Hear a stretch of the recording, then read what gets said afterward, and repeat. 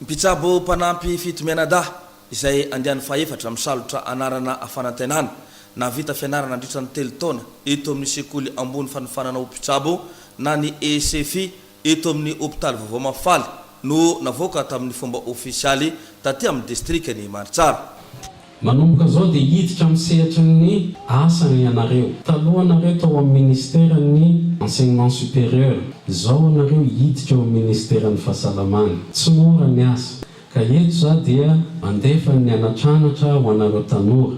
Araka ny anaran'ny promotionareo hoe fanantenana. Mametraka fanantenana aminareo zay indrindrandrindra eo amin'ny fomba fitondrantena amin'ny asa. Maro ny fomba fitondrantena zay tsy maintsy atao izy koa fa miditra misehatra ny asa. Fandraisana marary indrindrandrindra.